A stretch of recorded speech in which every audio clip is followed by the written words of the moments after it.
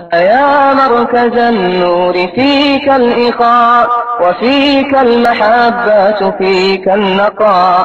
يا مركز النور فيك الإخاء وفيك المحبة فيك النقاء. وفيك تجمع شمل الشباب فصرت بحق لهم ملتقى. وفيك الحمد لله وكفى وسلام على عباده الذين اصطفى خصوصا وخاتم النبيين وعلى آله وصحبه أجمعين.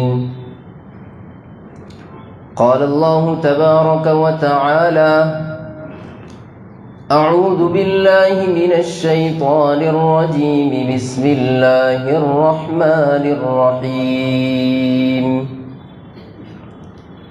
قل أعوذ برب الفلق من شر ما خلق ومن شر غاسق إذا وقب ومن شر النفاثات في العقد ومن شر حاسد إذا حسد. صدق الله العلي العظيم.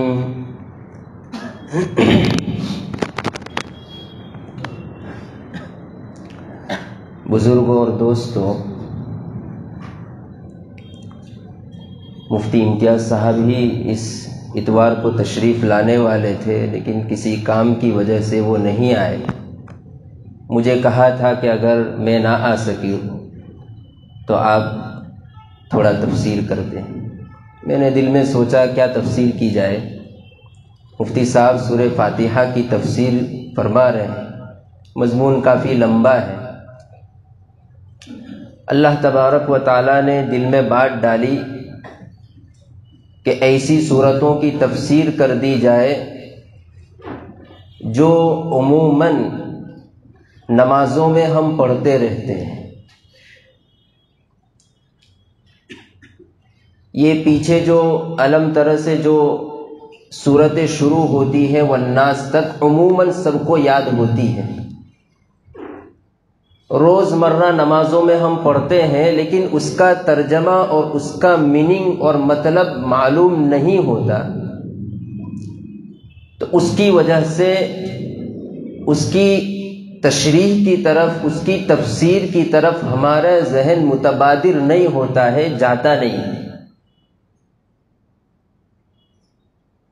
تو سوچا کہ کون سی صورت دل میں بات ڈالی اللہ پاک نے کہ سورہ فلق کی تفسیر کر دی جائے، چونکہ روزمرہ نئے نئے مسائل اور گھروں میں پریشانیاں، مصیبتیں، تکالیف،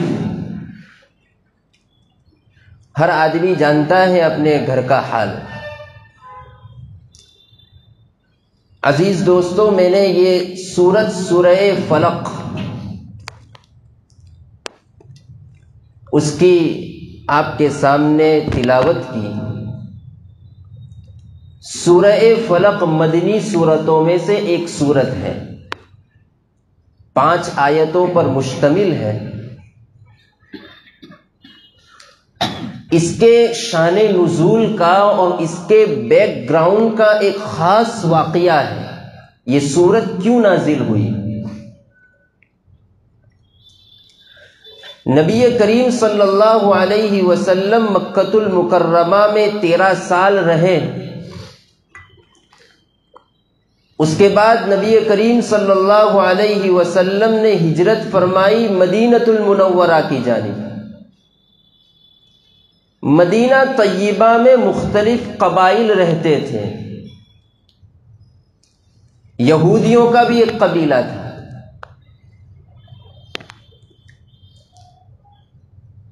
یہودی لوگ نبی کریم صلی اللہ علیہ وسلم سے حسد رکھتے تھے۔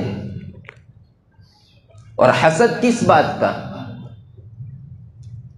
مومن جو ہوتا ہے وہ حاسد نہیں ہوتا ہے، حسد نہیں کرتا ہے،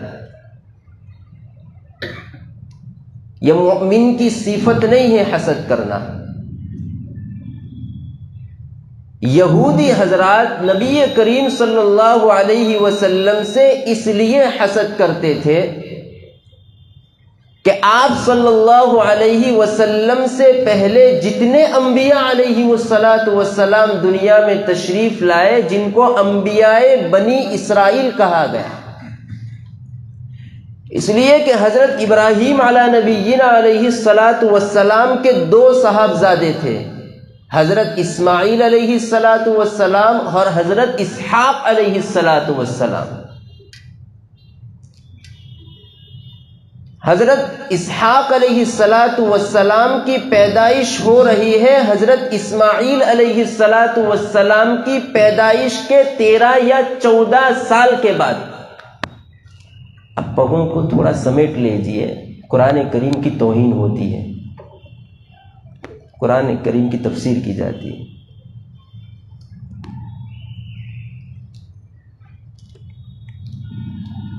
حضرت ابراہیم علیہ السلام کے یہ 2 جو فرزند ہیں،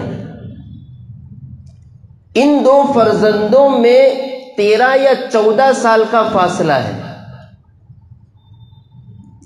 اور حضرت اسحاق علیہ السلام کے صاحبزادے حضرت یعقوب علیہ السلام، وہ خود نبی ہیں۔ یعقوب علیہ السلام کے بیٹے حضرت یوسف علیہ السلام وہ بھی نبی ہیں، اور سلسلہ در سلسلہ مفسرین فرماتے ہیں کہ حضرت اسحاق علیہ السلام کی پشتوں میں، آپ کی اولاد میں 4000 سے زیادہ انبیاء تشریف لائے، جن کو انبیاء بنی اسرائیل کہا گیا۔ یہودیوں نے اپنی اپنی کتابوں میں، تورات میں، زبور میں، انجیل میں، آپ صلی اللہ علیہ وسلم کی علامتیں جانتے تھے، اوصاف جانتے تھے۔ ان کی یہ خواہش تھی کہ جو آخری نبی، خاتم النبیین، نبوت کی آخری اینٹ جو دنیا میں تشریف لائے، وہ بنی اسرائیل میں سے آئے۔ لیکن اللہ پاک کو کچھ اور ہی منظور تھا۔ حضرت نبی کریم صلی اللہ علیہ وسلم کا سلسلہ نسب جو پہنچتا ہے وہ حضرت اسماعیل علیہ السلام تک پہنچتا ہے۔ تو یہودی اس بات کا حسد رکھتے تھے کہ ہماری کمیونٹی سے کوئی یہ آخری نبی کیوں نہیں آئے، بنی اسرائیل ہم لوگ ہیں، ہماری قوم سے یہ نبی کیوں نہیں آئے، تو اس بات کا وہ حسد رکھتے تھے۔ خیر، اللہ تبارک و تعالی نے یہی منظور کر رکھا تھا، اور اس سورہ فلق اور سورہ ناس کا جو خاص واقعہ پیش آیا، اس کے شان نزول کا، یہی حسد کی بنیاد پر۔ ان میں سے ایک یہودی تھا، ایک روایت کے مطابق اس یہودی نے، اور ایک روایت کے مطابق اس یہودیوں کی 2 بیٹیوں نے نبی کریم صلی اللہ علیہ وسلم پر جادو کر دیا تھا۔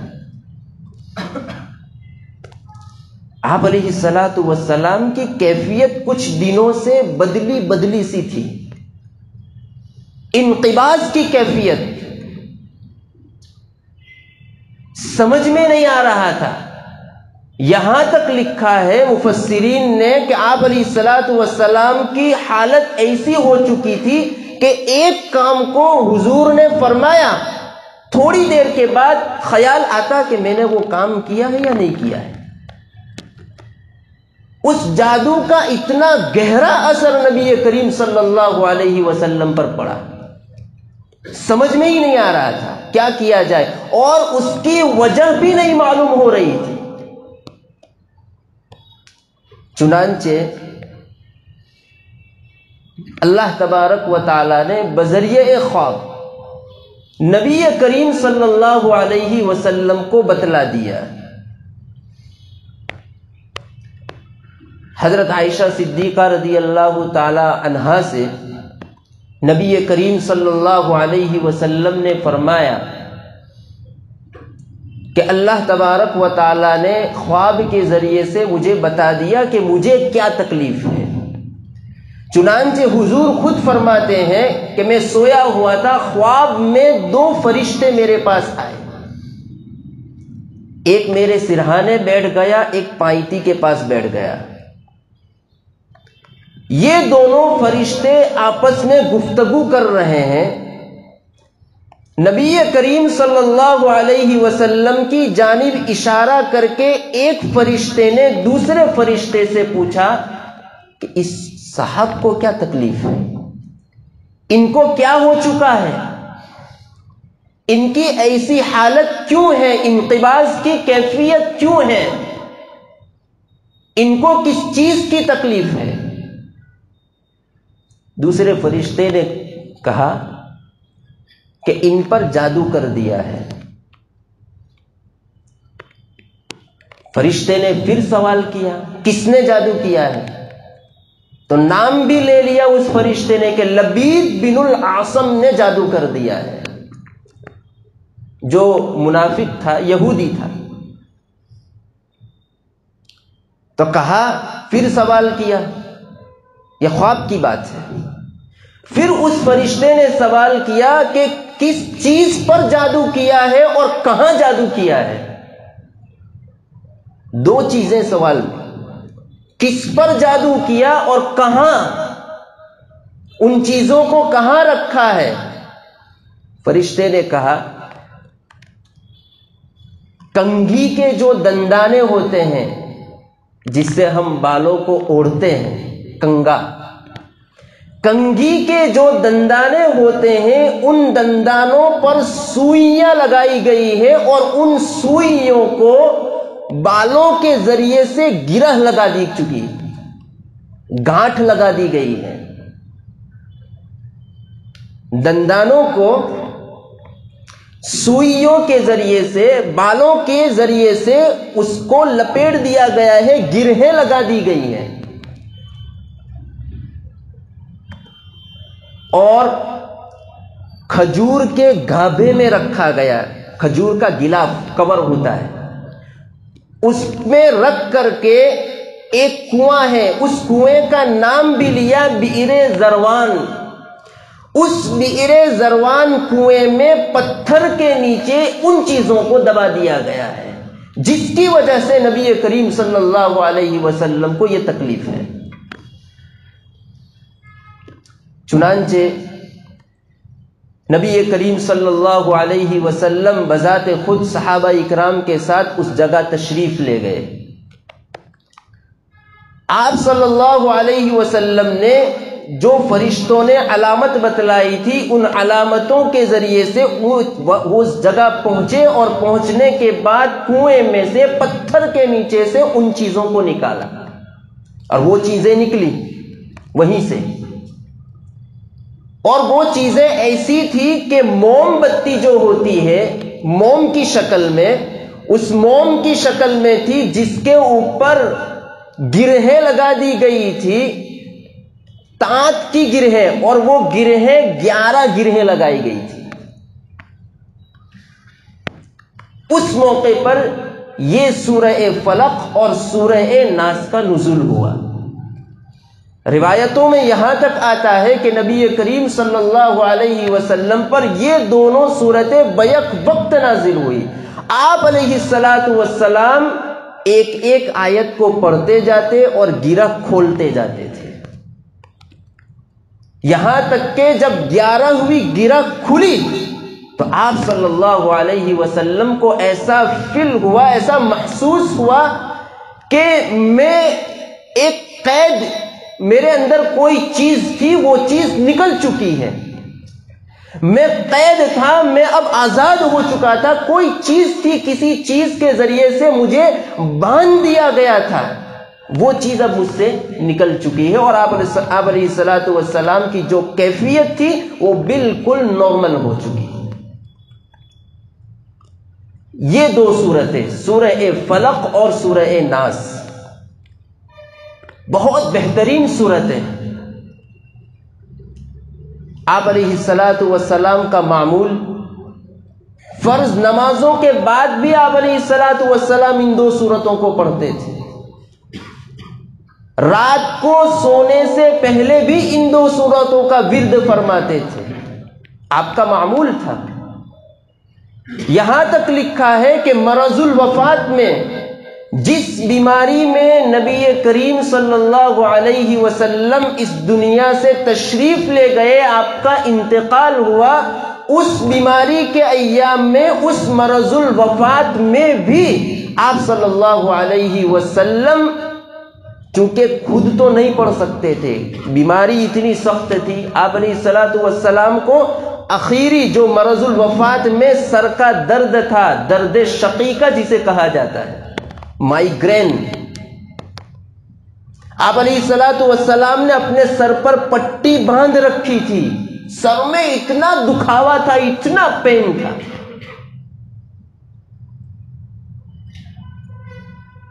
آپ نے پٹی باندھ رکھی تھی اور کمزوری اتنی تھی کہ کچھ پڑھ نہیں سکتے، کچھ کہہ نہیں سکتے تھے۔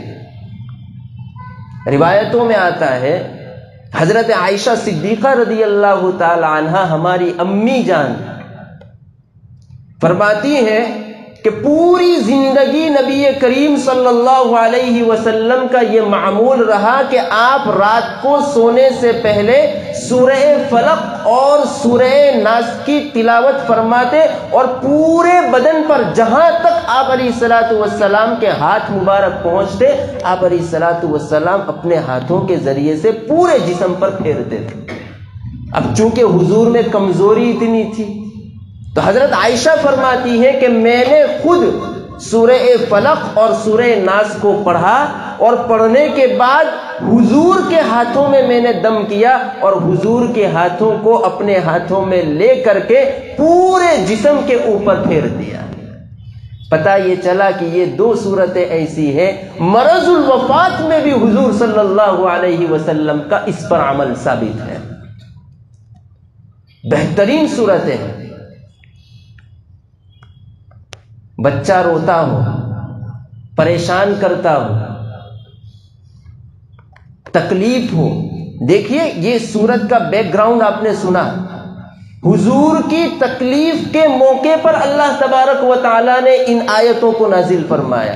لہذا علماء فرماتے ہیں کہ تکلیف، پریشانی، مصیبت کے موقع پر آسیب کا اثر ہے، نظر بد کا اثر ہے، سحر کا اثر ہے، جادو کا اثر ہے، پڑھیے ان دونوں صورتوں کو، اپنا معمول بنا لیجئے، صبح میں پڑھیے، شام میں پڑھیے، کتنی بہترین صورتیں ہیں۔ یہ اللہ کے نبی علیہ الصلاۃ والسلام کے بتلائے ہوئے وظائف ہیں اور قرآنی آیات ہیں، سب سے بڑھ کر تعویذ ہے یہ۔ آج ہمارا مسلم معاشرہ تعویذوں کے لیے کہاں کہاں گھومتے، پیسے تک، یہاں تک ایسے لوگ ملتے ہیں جو مال و دولت کے اتنے لالچی اور حریص ہوتے ہیں، جنہوں نے کہتے ہیں نا کہ دین کو معمولی دنیا کے بدلے میں بیچ دیا ہے۔ امت مسلمہ کا پیسہ کہاں خرچ ہو رہا ہے؟ اللہ کے نبی علیہ الصلاۃ والسلام نے علاج بتلایا۔ گھر میں تکلیف ہے، پریشانی ہے، پڑھیے سورہ بقرہ کو، سورہ بقرہ خود پڑھیے، کسی کے ذریعے سے 2.5 پارے کی سورت ہے یہ سورہ بقرہ۔ ہم یہ نہیں کہتے کہ ایک ہی ساتھ میں 2.5 پارہ پڑھ لیجئے، تھوڑا تھوڑا کر کے پڑھیے۔ ساری کی ساری جسمانی تکالیف، روحانی تکالیف، مصیبت، پریشانیاں، اللہ تبارک و تعالیٰ نے ان صورتوں میں یہ تاثیر رکھی ہے۔ سعودی اخبار میں ایک مرتبہ ایک قصہ نقل کیا گیا۔ مدینہ المنورہ کے اطراف میں ایک مسجد تھی،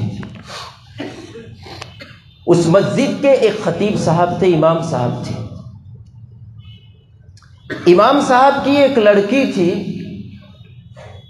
بڑی خوبصورت، اللہ پاک نے حسن و جمال سے اس کو نوازا تھا، لیکن با پردہ تھی، شریعت کی پابند تھی۔ یونیورسٹی میں، جامعہ میں وہ پڑھتی تھی۔ ایک مرتبہ کا واقعہ ہے کہ وہ لڑکی جامعہ سے یونیورسٹی کے اپنے گھر آئی اور گاڑی سے اترتے اترتے اس کا نقاب کچھ اتر گیا، اس میں سامنے ایک نوجوان تھا، اس نوجوان کی نظر اس لڑکی پر پڑی۔ وہ لڑکی اس نوجوان کو بڑی خوبصورت معلوم ہوئی اور اس نے یہ طے کر لیا کہ کسی بھی طریقے سے اسی لڑکی سے میں نکاح کروں گا۔ وہ نوجوان نے پتہ کیا، کہا کہ ہماری ہی مسجد کے خطیب صاحب کی لڑکی ہے۔ کہا کس طریقے سے؟ چونکہ خطیب صاحب ہیں، امام صاحب ہیں، اللہ والے ہیں، تو اللہ والے تو دینداری کو تلاش کرتے ہیں، دینداری کی بنیاد پر۔ اور حضور نے بھی یہی فرمایا ہے، تنکح المرأة لأربع لمالها ولجمالها ولحسبها ولدینها فاظفر بذات الدین۔ عورتوں سے جو نکاح کرنے کے جو اسٹیپ بیان کیے ہیں نبی کریم صلی اللہ علیہ وسلم نے، کہ عورت کا حسب نسب دیکھا جاتا ہے، اس کی مالداری دیکھی جاتی ہے، اس کا حسن و جمال دیکھا جاتا ہے، اس کی دینداری دیکھی جاتی ہے، لیکن حضور نے فرمایا فاظفر بذات الدین۔ کس کو ترجیح دو؟ دین کو ترجیح دو۔ دین کو ترجیح دو گے، دنیا بھی بنے گی، آخرت بھی بنے گی۔ تو وہ اس کو معلوم تھا کہ ویسے امام صاحب راضی ہونے والے نہیں ہیں۔ اس نے ایک کھیل کھیلنا شروع کیا۔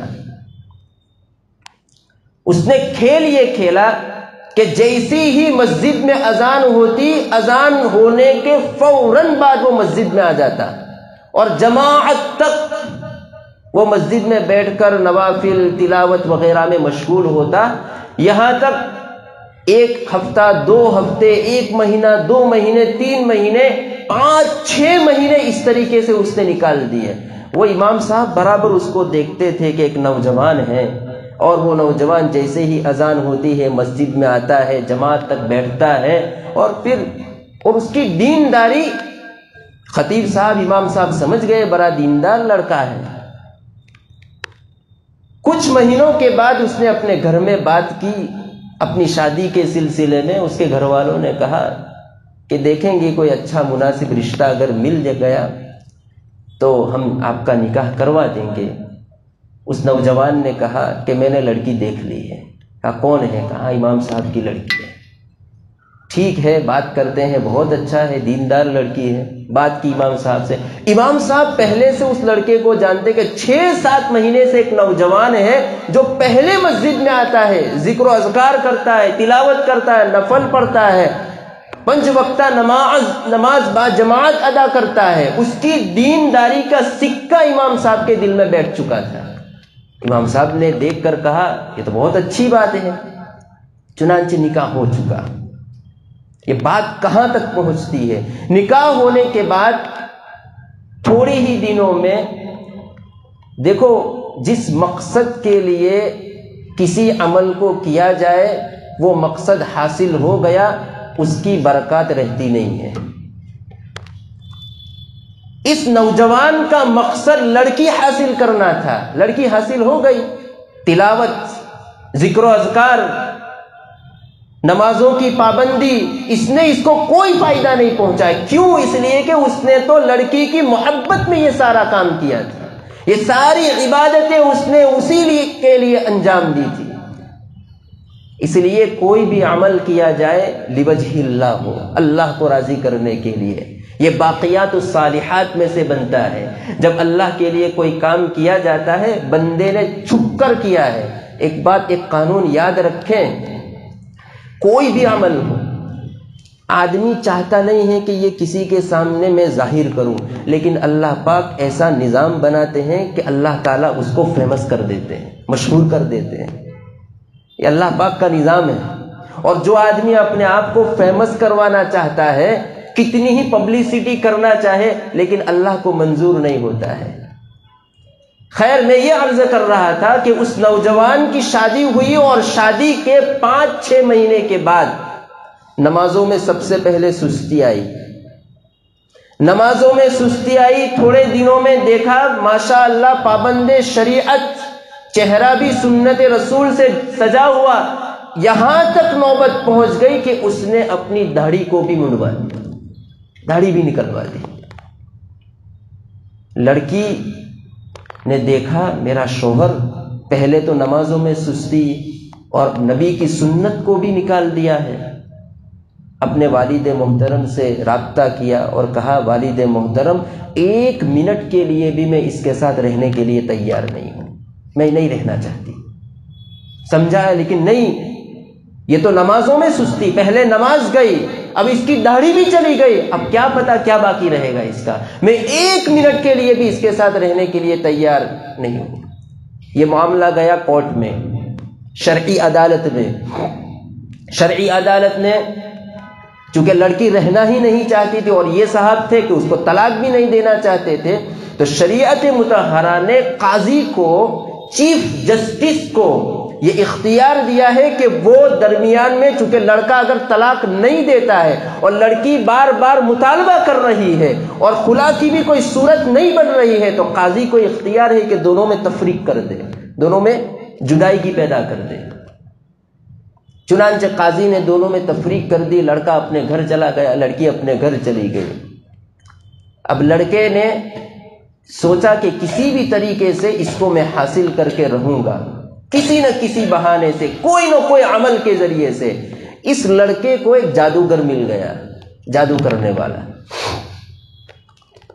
اس لڑکے نے جادوگر سے کہا کہ آپ جتنے پیسوں کا مطالبہ کرو گے، آپ کا پورا پیسوں کا میں انتظام کر دوں گا، لیکن میرا یہ کام کرنا پڑے گا کہ خطیب صاحب کی لڑکی میرے پاس آ جائے۔ چنانچہ اس نے کہا کہ دیکھیے آپ کا کام تو بہت بڑا ہے، میں اتنے پیسے لوں گا، اور بڑی رقم کا مطالبہ کیا، اور پیشگی دینی پڑے گی، پہلے دینی پڑے گی۔ لڑکا راضی بھی ہو گیا، پہلے پیسے بھی دے دیے۔ کچھ دنوں کے بعد اس لڑکے پر فون آتا ہے اور فون میں یہ کہتا ہے یہ جادوگر کہ آپ کا کام ہونے ہی والا ہے اور زیادہ پیسوں کی مجھے ضرورت ہے۔ کہا کتنے چاہیے؟ کہا کہ اتنے چاہیے۔ وہ بھی بڑی رقم کا مطالبہ کیا، وہ پیسے بھی دے دیے۔ تم جتنا پیسہ مانگو گے میں دینے کے لیے تیار ہوں، بس آپ امام صاحب کی لڑکی کو کسی بھی طریقے سے، کوئی نہ کوئی اپنی جادوگری کے ذریعے سے اس کو میرے پاس لے آؤ۔ چنانچہ ایک مہینے کا عرصہ ہوا، 1 مہینہ گزر چکا۔ 1 مہینہ گزرنے کے بعد اس لڑکے پر اس جادوگر کا فون آتا ہے، اور فون پر یہ بات ہوتی ہے کہ تم نے مجھے 2 قسطوں میں جتنے بھی پیسے دیے ہیں وہ سارے کے سارے پیسے میرے پاس سے واپس لے جاؤ، تمہارا کام بہت سنگین ہے، مجھ سے تمہارا کام نہیں ہو سکتا۔ یہ لڑکا پریشان، اتنے زیادہ پیسے دے دیے اور پیسہ دینے کے بعد بھی یہ کہہ رہا ہے کہ پیسے واپس کر دوں گا، مجھ سے یہ کام نہیں ہوگا، اور ابھی کے ابھی میرے پاس آ جاؤ۔ چنانچہ یہ لڑکا وہاں پہنچتا ہے۔ وہاں پہنچنے کے بعد دیکھتا ہے کہ اس جادوگر کے ہاتھ میں ایک چاقو ہے اور ایک طرف پیسوں کا بڑا ٹھیلا لٹکا ہوا ہے۔ جادوگر نے کہا کہ یہ تمہاری رقم ہے، تم نے مجھے جتنا پیسہ دیا تھا وہ سارے کے سارے پیسے لو، یہاں سے بھاگو اور یہ چاقو لو اور چاقو کے ذریعے سے میرا قتل کر دو۔ عجیب بات ہے، یہ نوجوان تھا، گھبرا گیا کہ قتل کی بات، مرڈر کی بات کرتے ہو۔ کہا مجھ سے نہیں ہو سکتا، کہا نہیں ہو سکتا، اگر نہیں کرو گے تو 2 قتل ہو جائیں گے، اگر تم نے مجھے نہیں مارا تو 2 قتل ہو جائیں گے۔ وہ نوجوان گھبرایا ہوا دوڑتا ہوا وہاں سے بھاگا، اور بھاگتے بھاگتے وہاں کی پولیس نے اس کو دیکھ لیا کہ بڑا جھولا سا اس کے پاس ہے اور بھاگ رہا ہے اور پریشان لگ رہا ہے۔ فوراً سیکیورٹی نے اس کو پکڑ لیا۔ پکڑنے کے بعد پوچھا کیا ہے اس میں؟ پیسے نکلے، کہاں سے آ رہا ہے، کیا کر رہا ہے، پوری کہانی اس نے سنائی۔ جادوگر کو بھی لایا گیا اور سارے کے سارے قاضی کے یہاں پہنچے۔ پولیس نے ان کو کورٹ میں پہنچایا۔ کورٹ میں پہنچانے کے بعد پوچھا کیا معاملہ ہے تمہارا؟ لڑکے نے پوری پہلے سے لے کر آخر تک کی جو پوری کہانی تھی، پوری داستان تھی، یہ پوری کی پوری اس نے سنائی۔ کہا کہ کس کی لڑکی ہے؟ کہا امام صاحب کی لڑکی ہے. بلایا گیا، خطیب صاحب کو بھی بلایا گیا. خطیب صاحب تو اس پوری کہانی سے بالکل ناواقف تھے کہ انہوں نے آپس میں اس طریقے کا معاملہ کیا ہے. کہا کہ ان لوگوں نے آپ کے خلاف یہ پینترا رچا، یہ سازش رچی ہے. امام صاحب نے بالکل بے خبری کا، چونکہ وہ سچے تھے، وہ جانتے ہی نہیں تھے. جادوگر کو پوچھا تو کیا عمل کرتا تھا، کس چیز کے ذریعے سے تو عمل کرتا تھا؟ اس نے یہ کہا کہ ہم لوگ اصل میں جو جادو کرتے ہیں اس کا جو اثر چھوڑتے ہیں وہ شیاطین کی مدد لے کر کے. پہلی مرتبہ میں نے لڑکی کے گھر پر جو عمل کیا ہے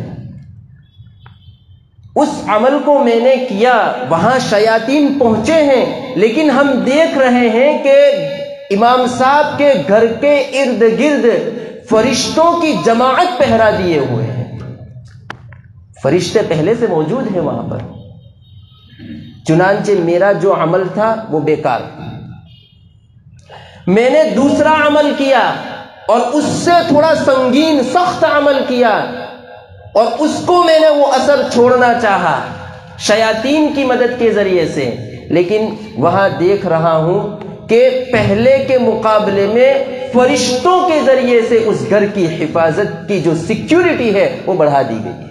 اللہ پاک کا غیبی نظام. اور جب تیسری مرتبہ، اب وہ جادوگر یہ کہہ رہا ہے کہ تیسری مرتبہ میں نے رؤوس الشیاطین، شیاطین کے میں بھی جو بڑے بڑے جو لیڈر ہوتے ہیں، گرو گھنٹال ہوتے ہیں، ان لوگوں کے ذریعے سے میں نے مدد لی، اور ان لوگوں کے ذریعے سے امام صاحب کی لڑکی پر جادو کرنے کا اور اس پر اثر چھوڑنے کا میں نے فیصلہ کیا. لیکن ہوا یہ کہ میں وہاں پر دیکھ رہا ہوں کہ فرشتوں کے ایک جماعت ہے، اور وہ اس جماعت میں حضرت جبرائیل علیہ السلام اس گھر کی حفاظت کے لیے موجود ہیں. میں پریشان ہوں، اگر تب سے یہ گروہ مجھے مارنے پر تلا ہوا ہے، اگر تم نہیں مارو گے تو وہ لوگ مجھے مار دیں گے. قاضی حیران پریشان ان لوگوں کی باتیں سن کر کے امام صاحب سے پوچھا، بتائیے آپ نے کیا عمل کیا ہے، کون سا تعویذ آپ کے پاس ہے، کیا کیا ہے آپ نے کہ فرشتے اللہ تبارک و تعالیٰ نے اب آپ کے گھر کی سیکیورٹی کے لیے، آپ کے گھر کی حفاظت کے لیے بھیج دیے ہیں، آخر کیا ماجرا ہے؟ امام صاحب نے کہا میں کوئی تعویذ واویز نہیں رکھتا، میرے پاس کوئی تعویذ نہیں ہے. تو کہا کیا بات ہے، کون سا عمل ہے آپ کا؟ کہا کہ ہمارے گھر میں روزانہ سورہ بقرہ کی تلاوت ہوتی ہے. نبی کریم صلی اللہ علیہ وسلم کا فرمان ہے، آقا کا بتلایا ہوا وظیفہ ہے. حضور فرماتے ہیں حدیث شریف میں کہ اپنے گھروں کو قبرستان مت بناؤ. جس طریقے سے قبرستان والے ذکر و اذکار نہیں کرتے، قرآن کریم کی تلاوت نہیں کرتے، نمازیں نہیں پڑھتے، تسبیحات نہیں پڑھتے، اپنے گھروں کو قبرستان نہ بناؤ. جس گھر میں سورہ بقرہ کی تلاوت ہوتی ہے اس گھر میں اللہ تبارک و تعالیٰ اس گھر کی جنات، شیاطین، آسیب، سحر سے، جادو وغیرہ سے اللہ تعالیٰ اس کی حفاظت فرماتے ہیں. حضور کا فرمان ہے. اور ہم لوگ کہاں جا رہے ہیں؟ ہم تو آپ کو یہی سجیسٹ کرتے ہیں، یہی کہتے ہیں کہ پڑھیے آپ سورہ بقرہ کی تلاوت. دل بے چین ہے. حضور کی کیفیت کیسی تھی میں نے بتلایا، یاد تک نہیں رہتا تھا.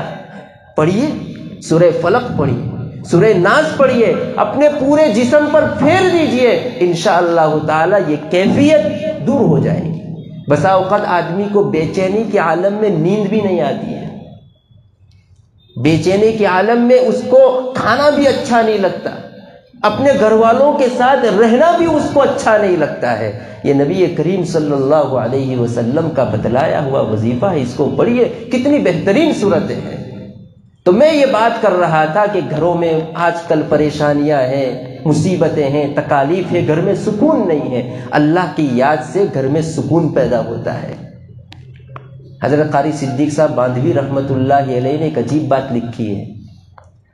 کسی صاحب نے مکان بنایا، مکان بنانے کے بعد حضرت قاری صاحب کو معائنہ کرایا کہ دیکھیے حضرت یہ میرا بیڈ روم ہے، یہ میرا سٹنگ روم ہے، یہاں مہمان آئے مہمان خانہ ہے، یہ کچن ہے، یہ فلاں ہے، یہ فلاں ہے، جیسے ہمارے گھروں میں حضرت نے ایک سوال کیا، نماز کا روم کہاں ہے؟ کتنا بہترین، بزرگوں کی نگاہیں تو کہاں ہوتی ہے، نماز کا روم کہاں ہے؟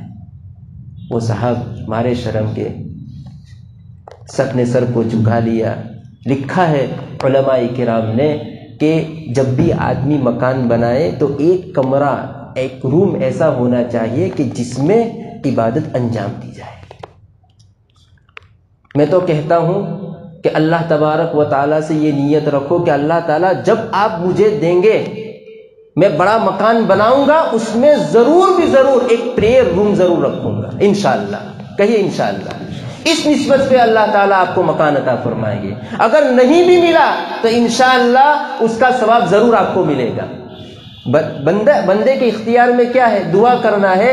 اور آدمی کے سارے اعمال کا دار و مدار بخاری کی پہلی روایت انما الاعمال بالنیات، سارے اعمال کا دار و مدار نیت ہوگا۔ آدمی اگر ابھی بھی نیت یہ کر لے کہ میرے پاس اتنے پیسے آ گئے، میں غربا میں تقسیم کروں گا، اور صحیح نیت ہے اس کی، اگرچہ اس کے پاس پیسے نہیں آئے پھر بھی اس کو اس کا ثواب مل جائے گا، اس نے نیت کی ہے۔ تو میں یہ عرض کر رہا تھا کہ یہ نبی کریم صلی اللہ علیہ وسلم پر تکلیف اور مصیبت کے موقع پر سورہ فلق اور سورہ ناس یہ اتری ہے۔ ایک مرتبہ حضرت جابر رضی اللہ تعالی عنہ سے نبی کریم صلی اللہ علیہ وسلم نے فرمایا، اے جابر کچھ پڑھو۔ حضرت جابر فرماتے ہیں، یا رسول اللہ میرے ماں باپ آپ پر قربان ہو، میں کیا پڑھوں؟ کہا سورہ فلق اور سورہ ناس پڑھو۔ حضور فرماتے ہیں کہ سورہ فلق اور سورہ ناس پڑھو، اس لیے کہ یہ دو سورتیں ایسی ہیں کہ ان دونوں سورتوں جیسی پڑھنے کے لیے آپ کو نہیں ملے گی، اتنی بہترین سورتیں ہیں۔ اللہ پاک فرماتے ہیں قل اعوذ برب الفلق۔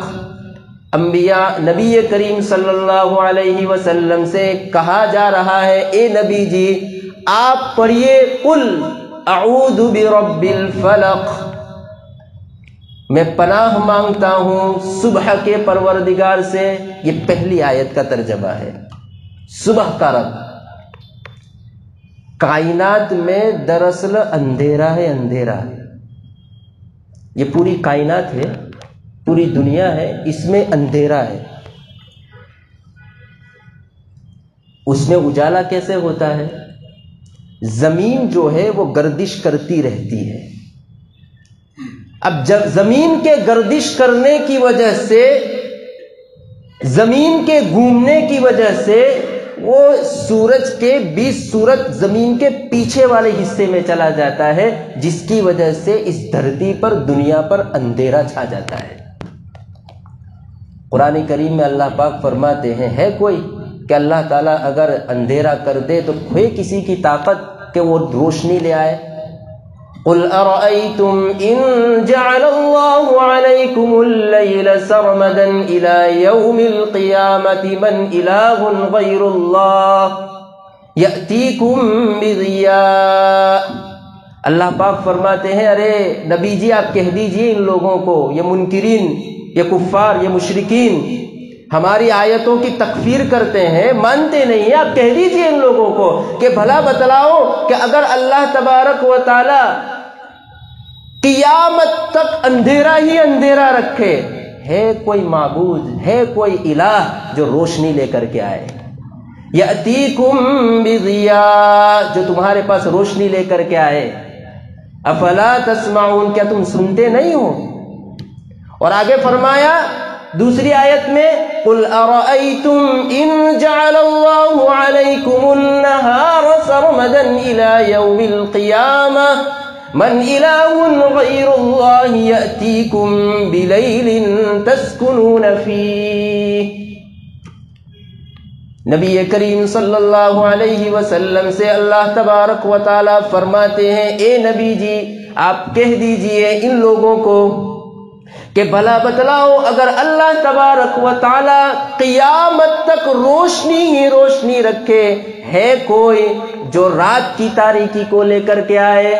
تسکنون فی، جس میں تم سکون حاصل کرتے ہو رات میں، ہے تمہاری طاقت، ہے کوئی پروردگار، ہے کوئی الہ جو رات کی تاریکی کو لے کر کے آئے۔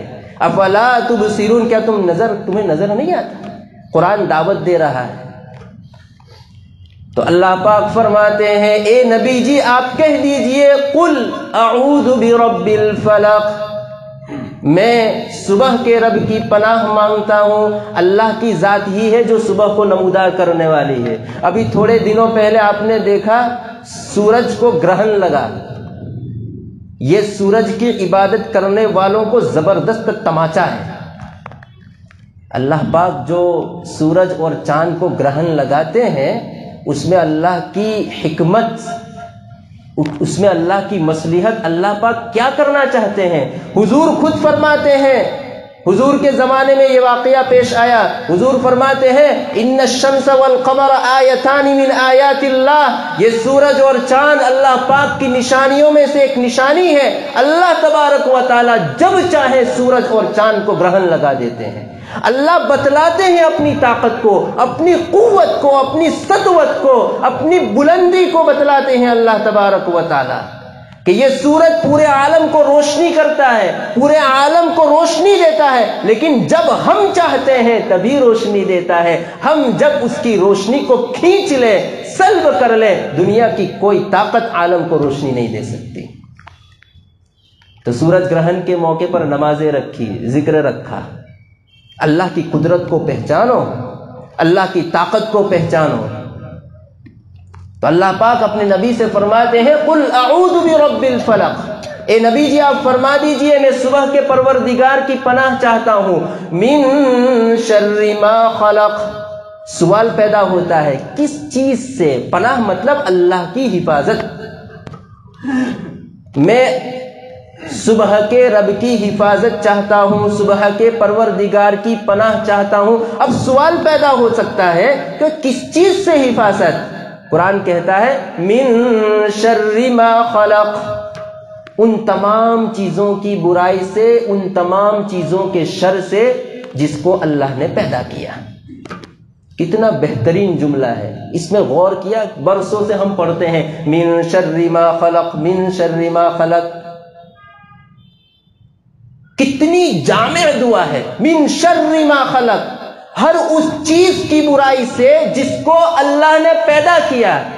انسان کو پیدا کرنے والی ذات اللہ کی ہے، جنات کو پیدا کرنے والی ذات اللہ کی ہے، شیاطین کو پیدا کرنے والی ذات اللہ کی ہے، ڈاکو کو، چور کو، لٹیروں کو، بڑے بڑے آفیسر کو، پریسیڈنٹ کو، پی ایم کو، سی ایم کو، عام آدمی کو، ہر چیز کو پیدا، کائنات میں جتنی بھی چیزیں ہیں ان تمام کو پیدا کرنے والی ذات بولو بھائی کس کی ہے؟ اللہ کی۔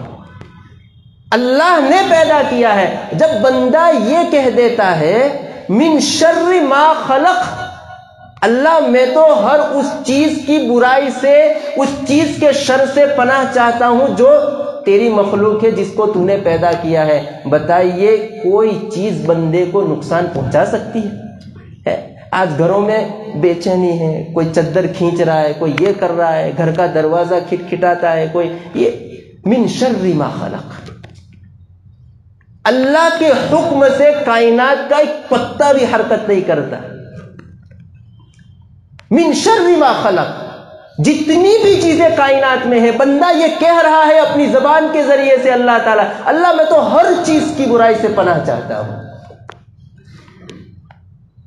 آگے قرآن کریم میں اللہ پاک فرماتے ہیں وَمِن شَرِّ غَاسِقٍ إِذَا وَقَبَ، چونکہ وقت ہو رہا ہے اس لیے مضمون کو سمیٹ رہا۔ وَمِن شَرِّ غَاسِقٍ إِذَا وَقَبَ، اور رات کی تاریکی کی برائی سے جب رات کی تاریکی چھا جائے۔ وَمِن شَرِّ غَاسِقٍ، غاسق رات کی اندھیری کو کہا جاتا ہے، اندھیری رات۔ تو اندھیری رات سے جب وہ آ جائے، یعنی کہ جب رات ہو جائے، مفسرین فرماتے ہیں کہ رات کی تاریکی سے پناہ مانگنا اللہ تبارک و تعالیٰ کی کیا مطلب ہے؟ جتنے بھی فتنے ہوتے ہیں، جتنی بھی برائیاں ہوتی ہے وہ رات کی تاریکی میں ہی ہوتی ہے۔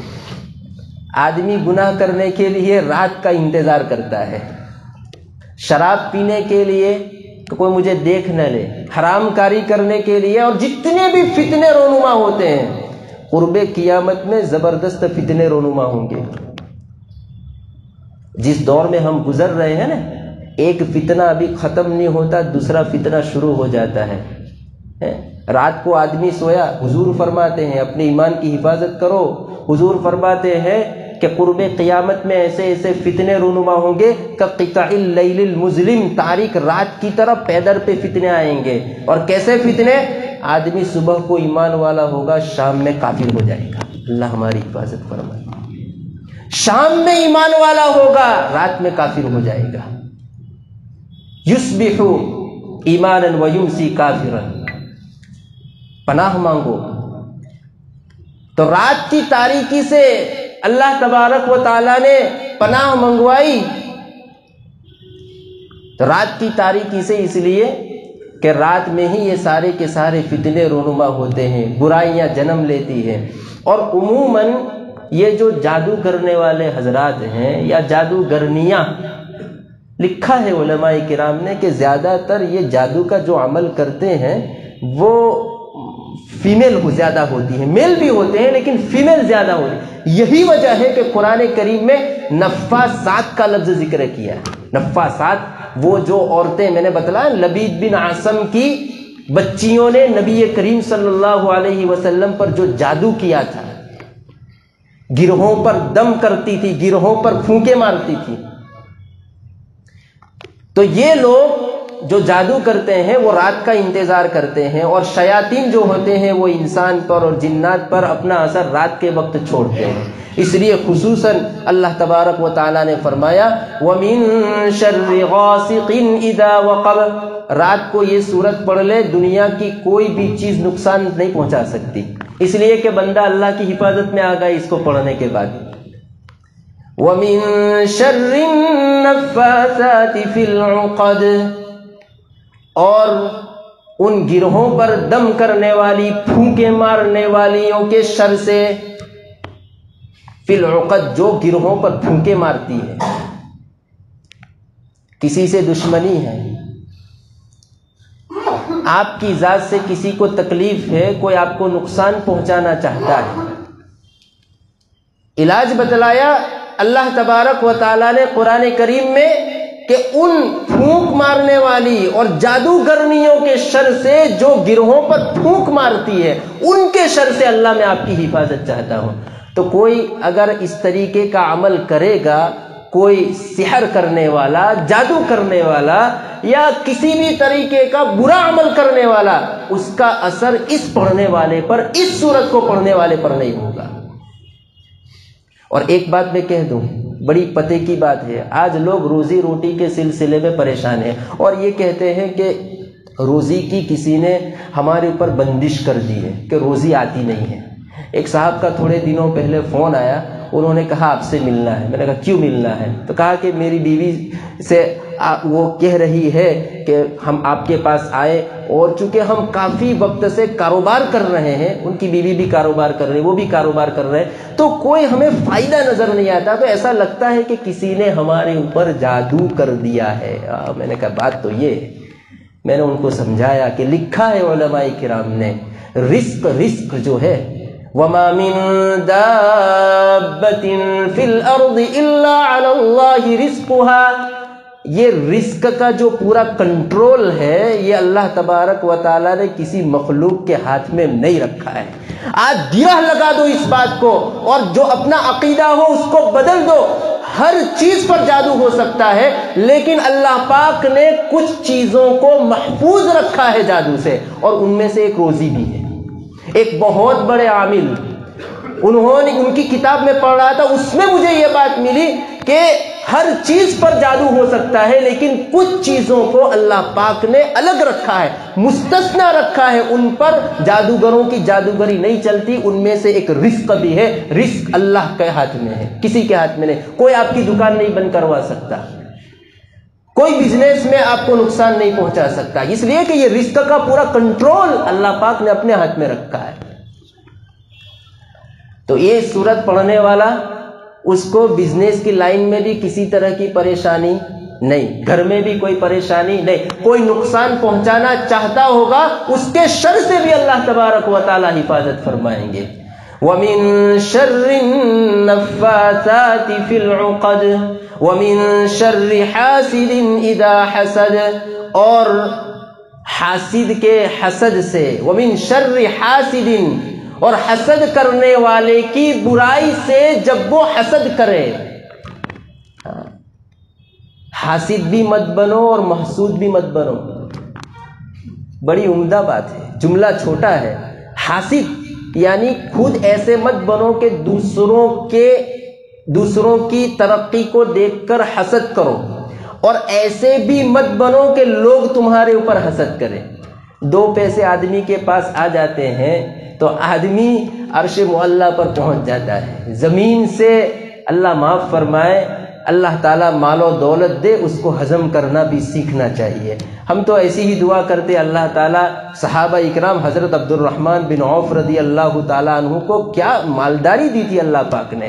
یہ ہمارے زمانے کے کنٹینر کیا ہے، لکھا ہے سیرت نگاروں نے کہ حضرت عبد الرحمن بن عوف رضی اللہ تعالیٰ عنہ کا کنٹینر، اس زمانے کا کنٹینر یہ کنٹینر کی طرح نہیں، اس زمانے کا اونٹ، تو ایک اونٹ ایک کنٹینر مدینہ میں ہوتا تو آخری اس کی جو لائن ہوتی وہ شام میں ہوتی تھی۔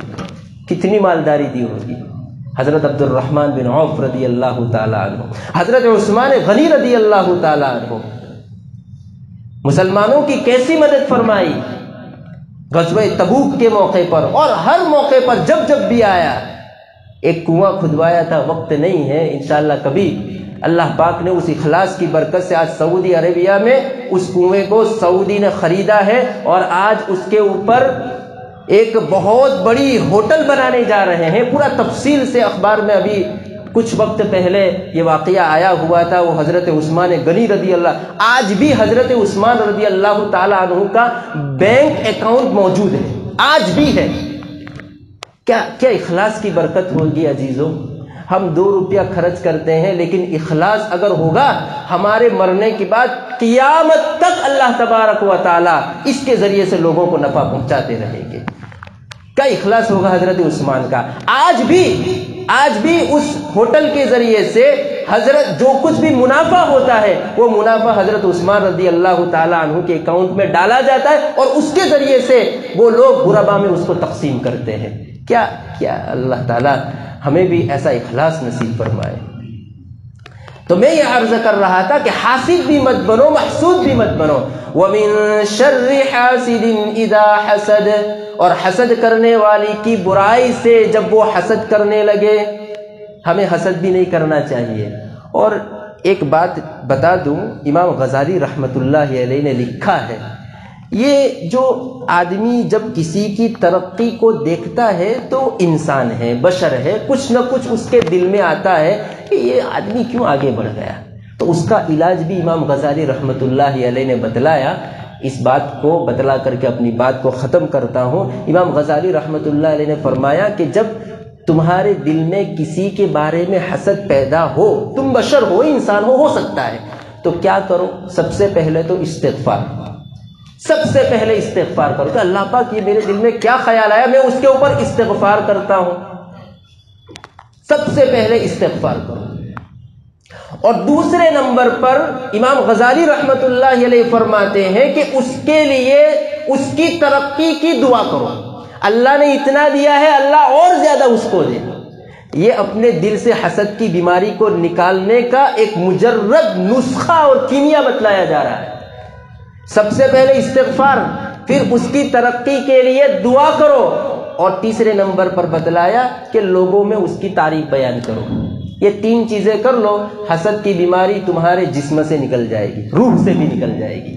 وَمِن شَرِّ حَاسِدٍ إِذَا حَسَدَ، چاہے ہم کاروبار کریں یا ہمارے پاس نعمتیں ہوں اور کوئی حسد کرتا ہو ہمارے اوپر، تو حسد کی برائی سے بھی حاسد کی برائی سے بھی اللہ تبارک و تعالی ہماری حفاظت فرمائیں گے۔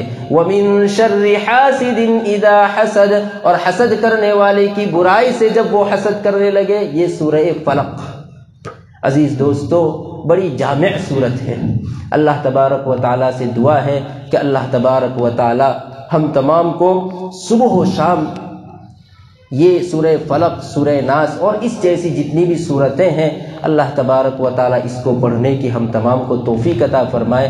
ہم آپ سے یہی کہیں گے جب صبح میں ہو تو صبح ہوتے ہی ان 2 صورتوں کا ورد کر لیجئے، شام ہو رات میں بھی اس کا ورد کر لیجئے، بستر پر سونے سے پہلے ان 2 صورتوں کو پڑھ لیجئے، نبی کریم صلی اللہ علیہ وسلم کی اتباع کی نیت سے۔ پڑھنے پر بھی ثواب ملے گا اور اتباع سنت کا بھی ثواب ملے گا۔ اللہ پاک عمل کی توفیق عطا فرمائے۔ آمین۔ وآخر دعوانا ان الحمد للہ رب العالمین۔